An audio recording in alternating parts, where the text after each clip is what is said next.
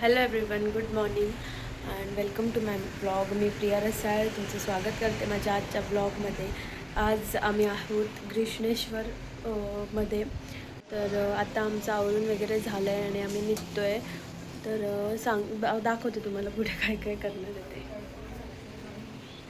इथे बघा ना, पाऊसच नाही आहे. आपल्याकडे किती पाऊस आहे. इथे बिलकुल पाऊस नाही आहे, मस्त ऊन पडलं आहे. आम्ही आता रेडी झालो आहे. आमची फक्त पॅकिंग बाकी आणि निघायचं आहे. तर आम्ही चेकआउट करून आता निघलो आहे. ग्रीष्णेश्वर ज्योतिर्लिंग आणि एलोरा केव्स मध्ये जायला आम्ही आता निघलो आहे. तर चाललो आहे ग्रीष्णेश्वर ज्योतिर्लिंगाचं दर्शन करायला. उतरलो आहे आता गाडीतून.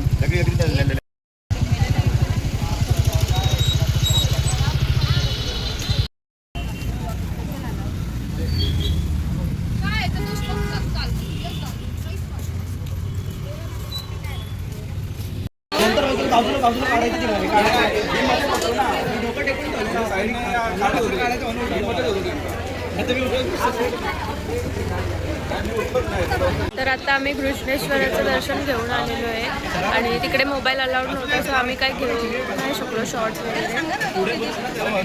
त्यांनी साफ केलं त्या खुर्च्या, तो देतोय करून. तर आम्ही दर्शन वगैरे घेऊन आलो. फोटोज काढायला भेटले नाही तरी काकांनी एक काढले लपून. तर तो फोटो मी दाखवेन तुम्हाला. आणि खूप छान दर्शन झालं, एकदम फास्ट झालं.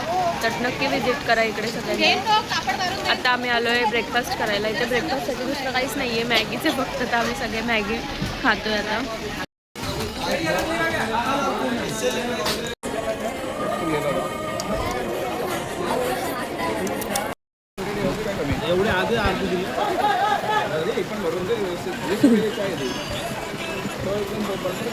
या लोकांनी आता चहा मागवलाय. इकडे खूप पाऊस आहे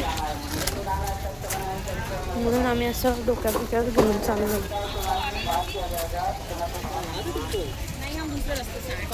तर गाईज आम्ही आता चाललो आहे एलोरा केव्स फिरायला.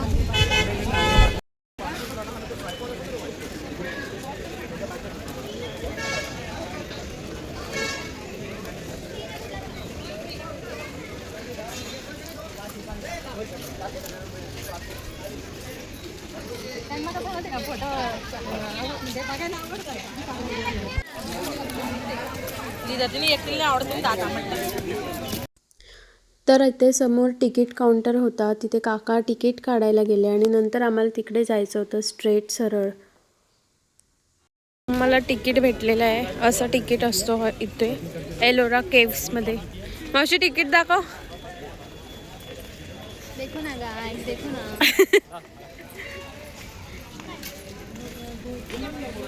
तो तिकीट जर हरवला असता तर आम्हाला फाईन भरायला लागली असती. त्यामुळे तिकीट सगळ्यांनी नीट जपून ठेवा.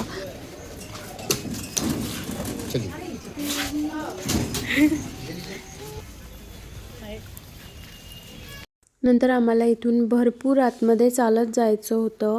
तुम्हाला हवी असेल तर तुम्ही तिथली गाडी पण करून जाऊ शकतात, पण ते फक्त बाहेरूनच फिरवतात तुम्हाला. आणि तिथे टोटल 34 केव्स आहेत, एलोरा केव्स. तर तुम्हाला ते पूर्ण फिरवतात, पण ते फक्त बाहेरून फिरवतात, आतमध्ये जाऊ देत नाही. तर आम्ही फक्त एकच फिरलो तिथे आणि तिथे पूर्ण ते आतमधलं सगळं बघितलं आम्ही. म्हणजे पूर्ण ते 32 नाही बघितले, पण एकच बघितलं, पण ते पूर्ण बघितलं. आणि आम्ही फायनली जवळ जात होतो आणि इथे सगळीकडेच असं लाईनमध्ये ते केव्स होते.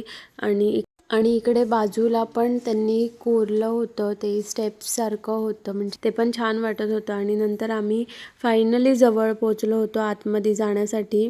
आणि हे तिथलं समोरचं सीन आहे.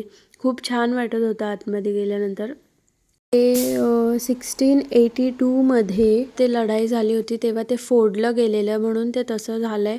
नाहीतर त्याचं स्कल्पचर वगैरे खूप छान आहे त्यांनी केलेलं. आतमध्ये गेल्या आम्हाला जो इंटेरियर दिसला तो म्हणजे असं वाटत होतं बघतच बसावं. खूप छान होतं, खूप छान. असं म्हणतात ते 34 एलोरा केव्स बांधलेत ते एका रात्रीत बांधलेले आहेत 5 पांडवांनी.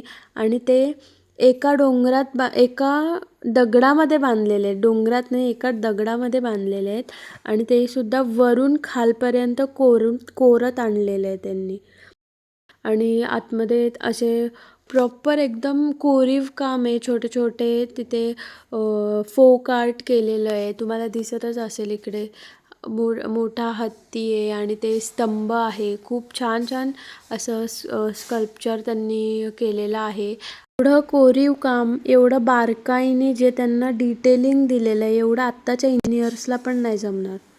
बघा तेवढं छान त्यांनी तेव्हा कोरीव काम केलेलं आहे. प्रत्येक माणसाने आयुष्यात एकदा तरी इथे व्हिजिट केलंच पाहिजे, कारण ही आपली हिस्ट्री आहे आणि तिथे फिरायला आणि ते सगळं बघायला इतकं छान वाटतं, इतकं म्हणजे आता शब्द पण नाहीत, पण खूप छान ते आत्ता कोणी करूच नाही शकत, एवढं छान ते फोक आर्ट तिथे त्यांनी केलेलं आहे. आणि एका रात्रीत करणं तर अशक्यच आहे, कोणालाच म्हणजे कोणालाच जमणार नाही ते करायला.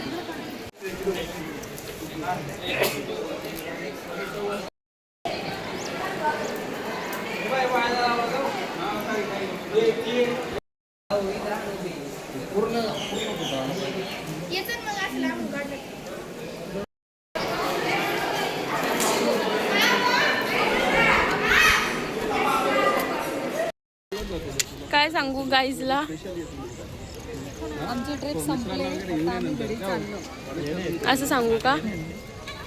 माझी मम्मी असं बोलते की आता फायनली आमची ट्रिप संपली आहे आणि आता आम्ही घरी चाललो आहे. आम्ही आता एलोरा केव्सला आलो होतो, झालं आमचं बघून सगळं, आम्ही आता गाडीत चाललो आहे आणि तिकडून थेट घरी.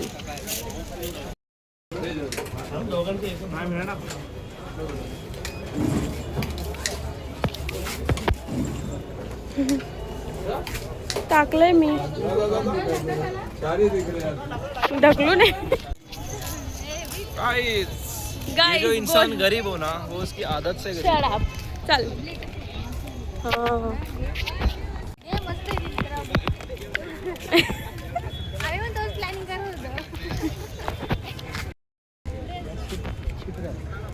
देखो ना गाईज. तर गाईज फायनली आम्ही आता घरी पोचलो आहे. 11 वाजलेत रात्रीचे आणि आम्ही फ्रेश वगैरे झालो आहे आता आणि आम्ही झोपतो. So good night everyone, bye, see you in the next vlog. आणि थँक्यू सो मच, तुम्ही माझे सगळे व्लॉग्स बघताय तर मला खूप चांगलं वाटतं आहे. सो नेक्स्ट व्लॉग मी लवकरच अपलोड करेन. So thank you so much and bye.